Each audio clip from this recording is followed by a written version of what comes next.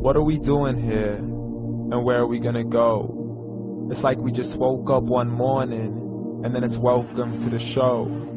Don't ask any questions, just go with the flow. Make as much money as you can and try your best not to get broke.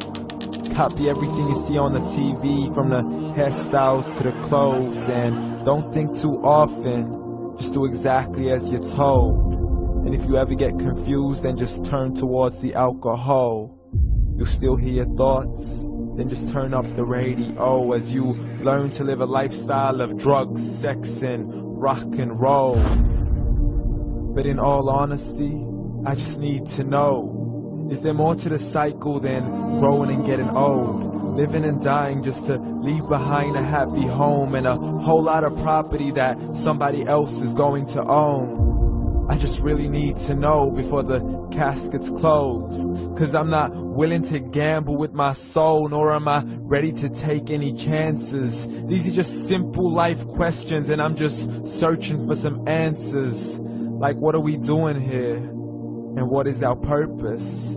How did we get here, and who made us so perfect? And what happens once we go, or is this world all really worth it?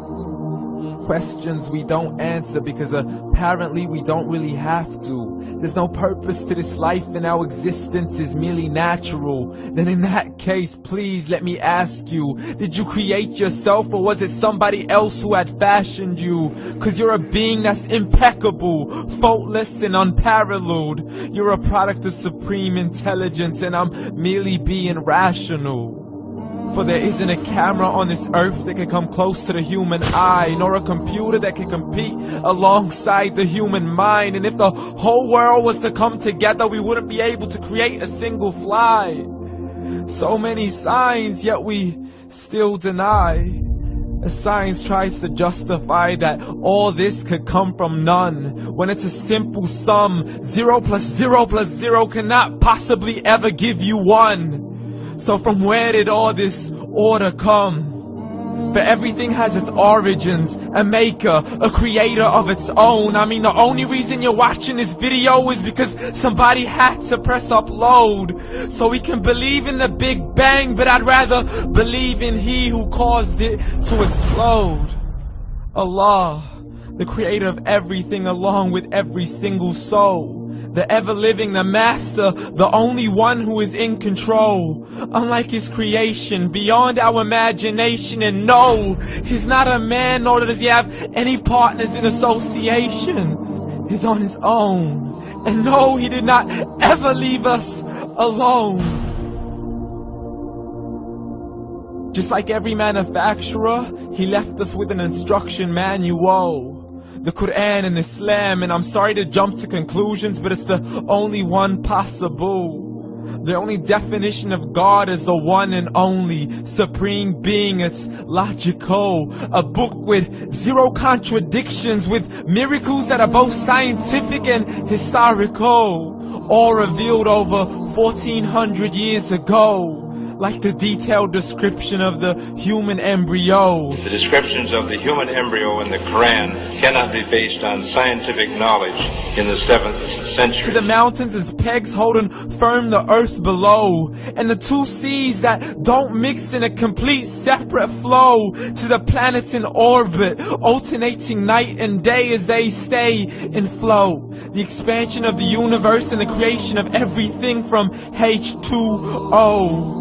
To the stories of the past and the preservation of Pharaoh. To identifying the lowest point in the land where Persia defeated Rome. The gushing fluid that created man in the glands between the ribs and the backbone. And not a word has changed, it's still the same. So please explain how all this was known over 1400 years ago. To a man who couldn't read or write, as he would recite whatever the angels spoke. And if you still don't believe, please try to come up with something that's even close. But you can't, so we took God as a mockery and his messengers as a joke. Muhammad could not read or write. A somebody who can't read or write gonna start a religion? Dismiss the scriptures as legends and tales of the ancient folk as we live life according to our whims, desires, and hopes. Saying this life is the only home we will ever know. We will live then die, then simply turn to bones. YOLO! Correction, after the grass dies, the rain arrives and it regrows. And Allah promises to do the same thing to your very soul and bring you back from your very fingertips to your toes. As the all-seeing supreme being watches us so close, and we are surely being tested in our wealth, our health, and our self, and everything that we've been blessed with. So believe, for we will surely be resurrected and be brought back to our Lord and account for every single deed as He hands us our books and orders us to read.